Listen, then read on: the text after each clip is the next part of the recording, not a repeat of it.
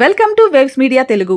విశాఖపట్నం జిల్లా సబ్బవరం మండలంలో భోగాపురం అల్లూరి సీతారామరాజు అంతర్జాతీయ విమానాశ్రయం ప్రారంభోత్సవం నేపథ్యంలో పెందుర్తి ఎమ్మెల్యే పంచికల్ల రమేష్ బాబు ఆధ్వర్యంలో కూటమి నేతలతో విస్తృత స్థాయి సన్నాహక సమావేశం నిర్వహించారు. ఈ సమావేశంలో ప్రతిపాడు ఎమ్మెల్యే డాక్టర్ బూల రామాంజనేయులు పాల్గొన్నారు. ప్రధానమంత్రి నరేంద్ర మోడీ పర్యటన సందర్భంగా విమానాశ్రయ ప్రారంభోత్సవ ఏర్పాట్లు, ప్రజల భాగస్వామ్యం, రవాణా, భద్రత, సభ నిర్వహణపై సమగ్రంగా చర్చించారు. భోగాపురం అంతర్జాతీయ విమానాశ్రయం ఉత్తరాంధ్ర అభివృద్ధి, పారిశ్రామిక ప్రగతి, పర్యాటక రంగ విస్తరణ, ఉపాధి అవకాశాల పెరుగుదలకు కీలక మైలురాయిగా నిలుస్తుందని నాయకులు పేర్కొన్నారు. సమావేశంలో కూటమి నాయకులు, కార్యకర్తలు, మహిళలు మరియు స్థానిక ప్రజలు పాల్గొన్నారు.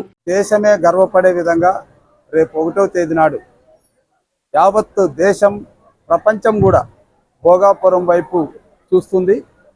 దానికి కారణం ఎంతో కాలంగా ఎదురు చూసినటువంటి ఈ రాష్ట్రంలో తలమానికమైనటువంటి ఒక airport, Bhogapuram airport, international airport. అది అల్లూరి సీతారామరాజు పేరు మీదుగా అంతర్జాతీయ స్థాయిలో ఏర్పాటు చేయబడినటువంటి ఎయిర్పోర్ట్ ప్రారంభోత్సవ కార్యక్రమానికి పెందుర్తి మన పంచకర్ల రమేష్ గారి ఆధ్వర్యంలో 8,000 మందికి టార్గెట్ ఇచ్చారు. ఇక్కడ జన సమీకరణ కన్నా జనానికి ఒక అవకాశం ఇవ్వడం అన్నటువంటిది చంద్రబాబు నాయుడు గారి యొక్క ఉద్దేశం.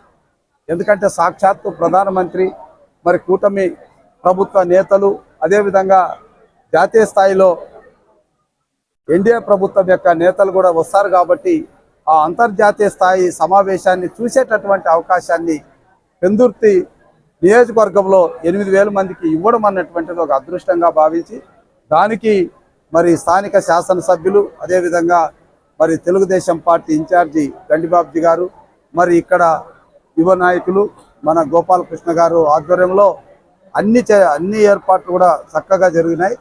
మరి ఇప్పుడు ఈ సమావేశంలో పెందుర్తికి సంబంధించి దాదాపు 4,000 మందికి తీసుకెళ్లేటటువంటి సమావేశంలో ప్రతి ఒక్కరికి కూడా టైఅప్ చేయడం జరిగింది.